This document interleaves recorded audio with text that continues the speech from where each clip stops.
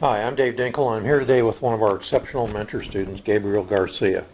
Gabriel's been in our mentor program for about 10 months, since you really actually got a property under contract and so on. Yeah, when I got the first property under contract was last November.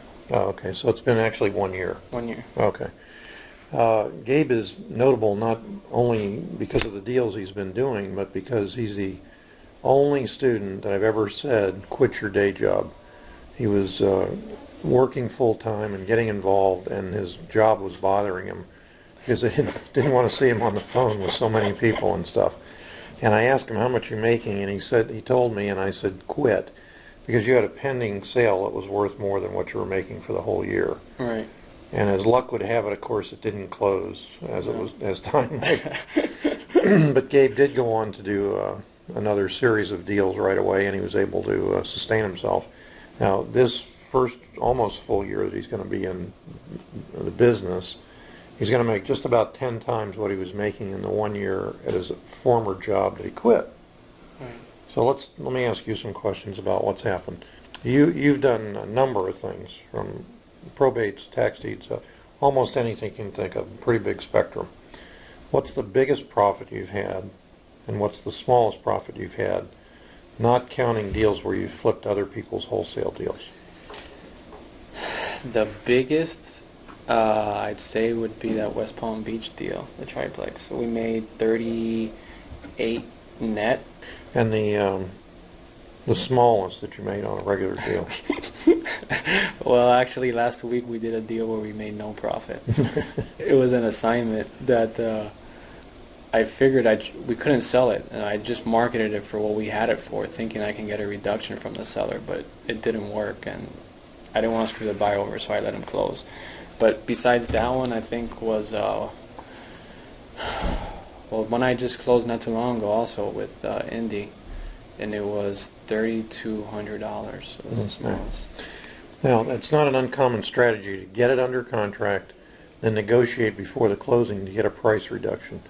In this case, it didn't work. It didn't work. Yeah, but it doesn't matter. But we had no choice, I mean. So Yeah. it doesn't matter. Whatever. Yeah. I'm sure the buyer's happy to call me in the future for more deals.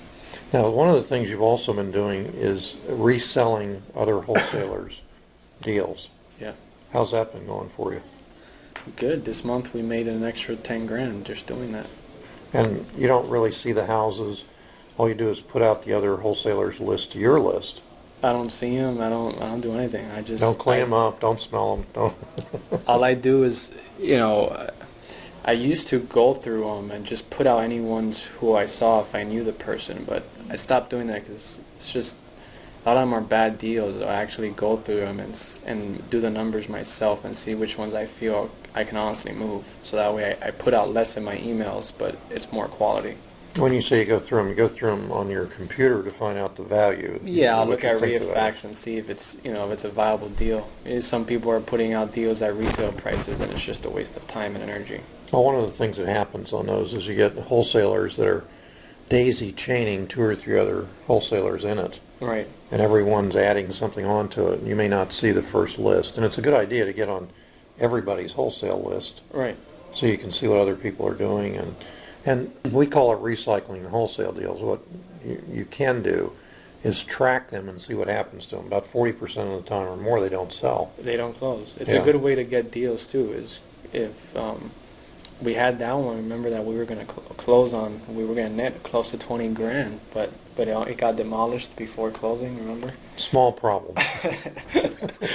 But that one was one like that. It was a recyclable deal, and I remember calling the wholesaler, and she told me it sold, and I couldn't believe it. And I called the realtor, and she's like, "No, I still got it." And we put our offer in. We got it. We told them we weren't going to close. They gave us a $15,000 price reduction, and then the day before closing with our buyer, the property got knocked out. Are you talking about the sixplex or the eightplex? Yeah. Oh man, I didn't actually know that one was demolished. Well, they had the trucks there and everything, and then the sellers actually filed Court order. on a court order, an injunction or Yeah. something to stop it. It didn't get completely demolished, and they actually they ended up keeping my escrow in that deal. I'm actually in a pending lawsuit with them to get my escrow back. It's $1,000 though. It's It was not like it. $1,000. Yeah, it wasn't critical. But I'll tell you, what was interesting about that deal was the seller was on the phone with me also, and he was saying that they were going to have 15,000 rental units under their belt by 2 or 3 years, and he was going on, and I said to him, let's talk about this specific property. He says, oh, we have plans for it, but the plans weren't city approved.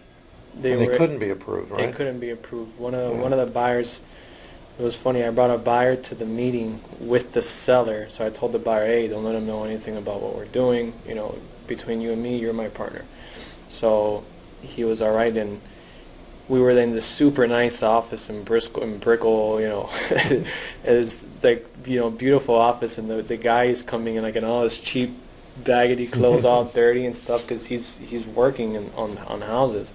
So he saw the plans, and he's like, man, these plans are no good. Oh, this is the architect or the inspector for the city? This was the buyer. Oh, for the that buyer. unit, Oh, I remember that. He was a contractor. Yeah. Okay. How did you pick the mentoring program to go into? Do you remember? When you say how did I pick it, like what made me pick it? Yeah, what made you pick this mentoring program versus, there's plenty of them out there. Right. Well, I did Rich Dad Poor Dad's. They had like a seminar that I did. You know, I read Kiyosaki's books, and I got inspired with the idea of passive income and real estate. So I really liked that, so I wanted to learn more. So I went to their seminars, but their classes were like 40,000. I remember that after the 3-day seminar, I was so inspired, and I had called my dad asking him for a loan. He told me I was nuts.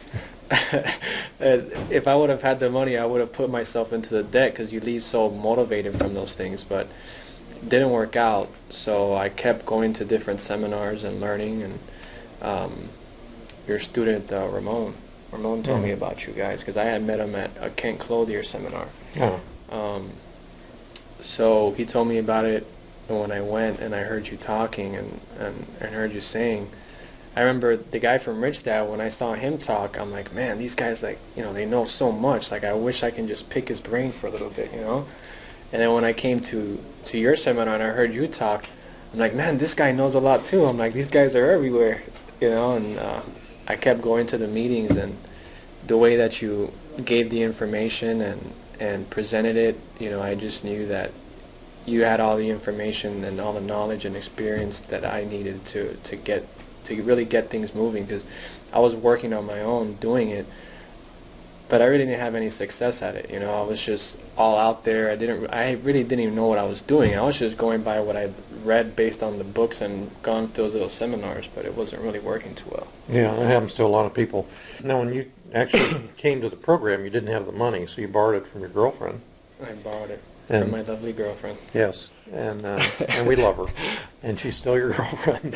Yes. But the first 5 deals he did, he had to split with her. The first 4. Oh, first 4. I paid, so really the first 4 deals I did, I was only keeping a quarter of the profits. It's okay. Yeah. It was all worth it. You know. Yeah. What would you tell people who are thinking about coming into the mentoring program or doing things with us, for example? I would say, you know, yesterday I was thinking to myself about it, being in a mentorship program, that it's been the best investment that I've ever made. I mean, even better than any property that we've bought and resold, because having that mentorship program, it allowed me to pretty much be my own boss and just run my own business and buy so many more houses and deals. I mean, I'd redo it 100 times over again if I had to make the same decision. It's been one of the best decisions I've ever made. Okay, great. We love you too. Have a great day. Thanks for joining us.